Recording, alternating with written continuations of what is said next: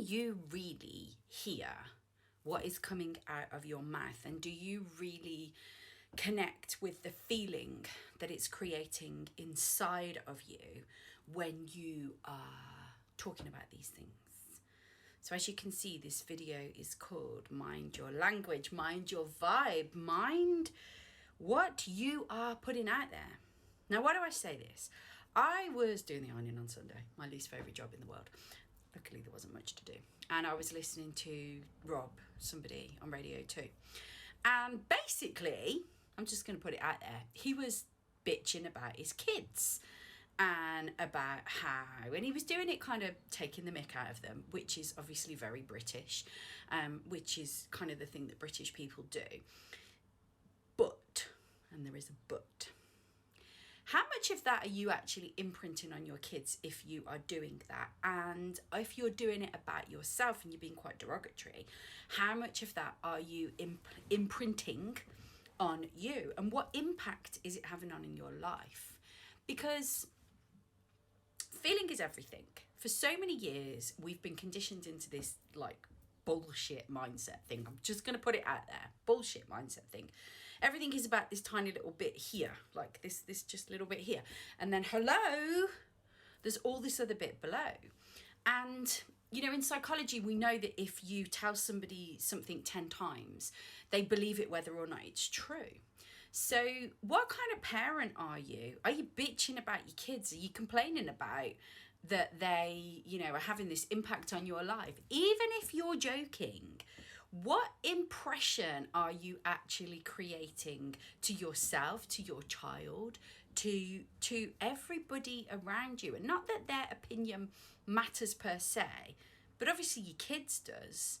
And the people that are important to you, what impact is this having on all of them? Because language is something that I just find absolutely fascinating, really, really fascinating, because our language really determines so much. It's like if somebody says to you, and I'm guilty of this, asks you a question and you're like, no, but yes, I would like to. And you kind of, you know, you almost create your own barrier before you start. And I think that the really interesting thing is that we tend to use language that we learn from others. I am from the Midlands in the UK, and if you are British, you probably will tell or think that I'm a Brummie. Actually, I'm not a Brummie. I just live with Brummies and live close to Birmingham, worked in Birmingham. But one of the things that is a real common saying locally in Birmingham is people start a sentence with, oh, it's all right, but, or oh, it's all right, because.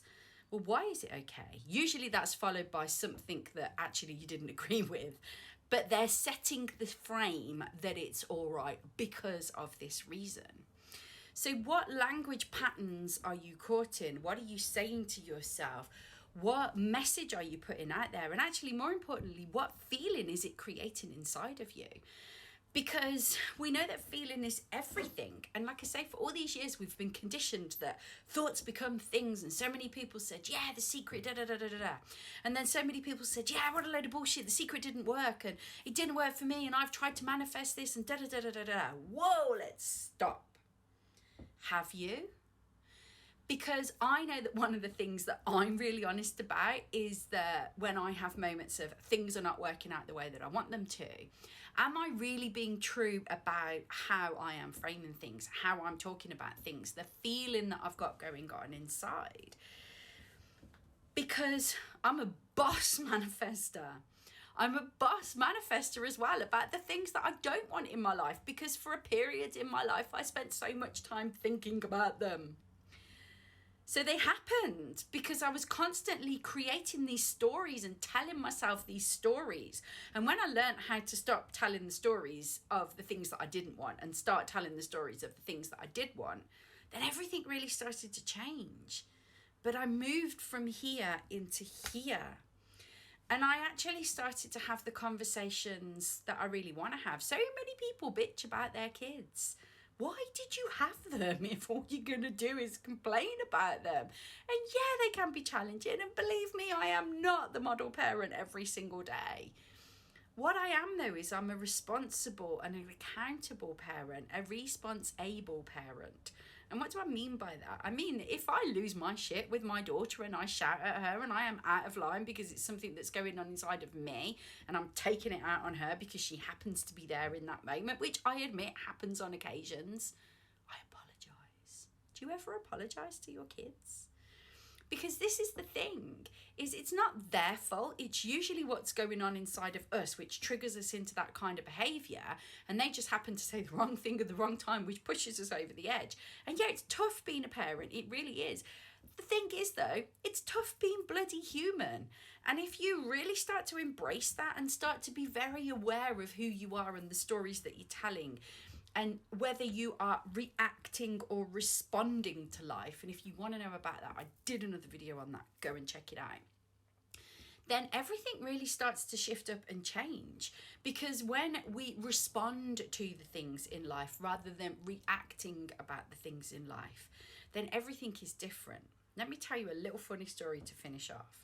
So a couple of weeks ago, it was my daughter's birthday party, and my husband did the Saturday morning dancing thing that normally I do because I was getting ready for the party. And he was standing outside waiting, and there were other parents there, and they didn't know who he was because he's never done that particular pickup before. And one of the parents was bitching about the fact that he'd got to go to this birthday party today and he didn't really want to go, and it was 2.5 hours. And I personally didn't realise there was a time limit on birthday parties, and also because the kids haven't had a birthday party for like 2 years, then I thought that it would be nice to maybe make up for that and just have a little bit more time and, you know, enjoy themselves. Anyway, let's go back to the point. So we stood there right in front of my husband, having no idea who he was, bitching about the fact that he'd got to go to this party, also bitching about the fact of how long it was, and bitching about everything really.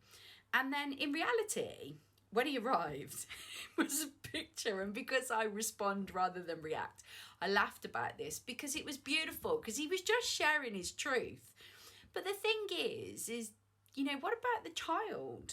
I know that you don't, yeah, birthday parties for little kids are not the most enjoyable thing in the whole wide world, because they're usually noisy and usually crazy and usually involve some kind of craziness and crying at some point. But the fact of the matter is, this is their experience of growing up. So he didn't know where to put himself when he spotted my husband.